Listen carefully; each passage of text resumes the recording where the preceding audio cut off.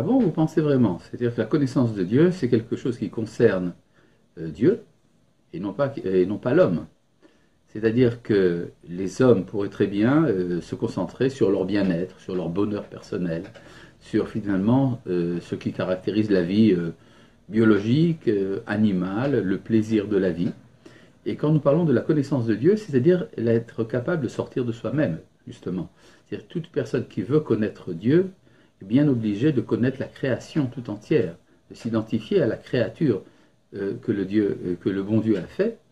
Et au contraire, justement, si vous voulez vraiment connaître Dieu, vous êtes bien obligé de vous mettre en rapport avec l'ensemble de ses créatures, ce qui est absolument idéaliste. Est-ce un but individuel ou un but collectif? Alors c'est aussi bien individuel que collectif. Il y a une nation dans le monde, la nation d'Israël, qui porte en elle cet idéal, et cet idéal est vendu, si vous voulez, il est produit pour l'ensemble des hommes.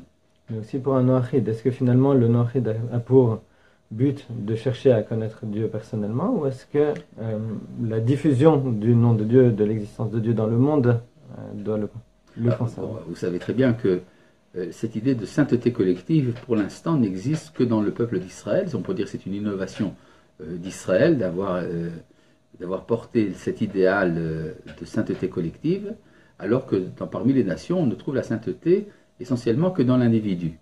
Mais les prophètes nous ont appris à ne pas perdre l'espoir et d'espérer le jour où viendra ce temps où des nations entières s'associeront à l'Éternel. Comme dit le prophète Zacharie, Venivu goïm rabim velachem bayomahu, de nombreuses nations s'associeront à Dieu en ce jour, ve'ayulileam, et seront pour moi un peuple. C'est-à-dire que le modèle d'Israël est effectivement un modèle d'imitation, un modèle d'exportation.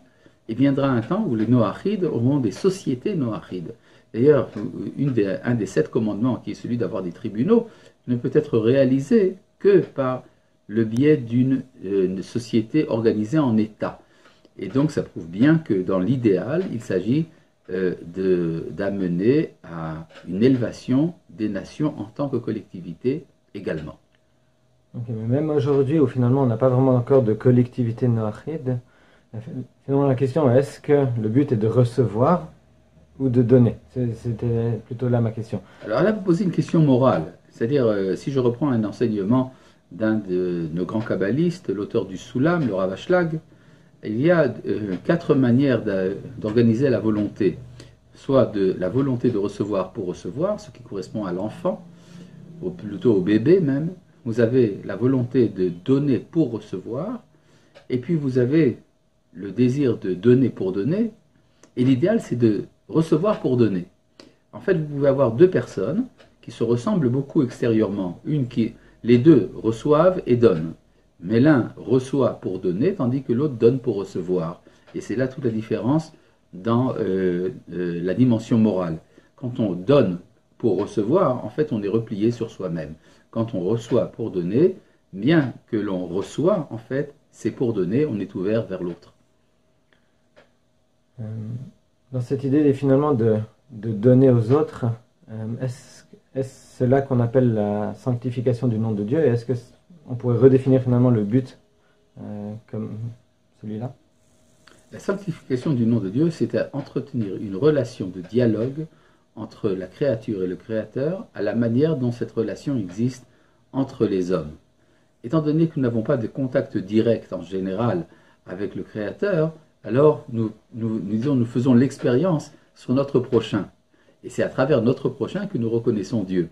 Tu aimeras ton prochain comme toi-même, je suis l'Éternel. C'est quand tu aimes ton prochain comme toi-même que je suis pour toi l'Éternel. C'est là que se réalise donc la sainteté. Je ne crois pas avoir bien compris cette idée de dialogue. Pour moi, la sanctification du nom de Dieu, c'est finalement une personne de foi qui ferait une bonne action, ça sanctifie le nom de Dieu. Une personne de foi qui tuerait, oui, alors quand vous parlez de la sanctification sanctification du nom de Dieu, au niveau, pourrait-on dire, de la publicité. La publicité fait partie de ce projet, mais il ne s'agit pas simplement d'un acte publicitaire, il s'agit de quelque chose de beaucoup plus sérieux que ça. C'est-à-dire à partir du moment où les hommes connaissent le Créateur, alors c'est leur vie à eux, la vie intérieure même qui est transformée, indépendamment de la connaissance qu'en ont les autres.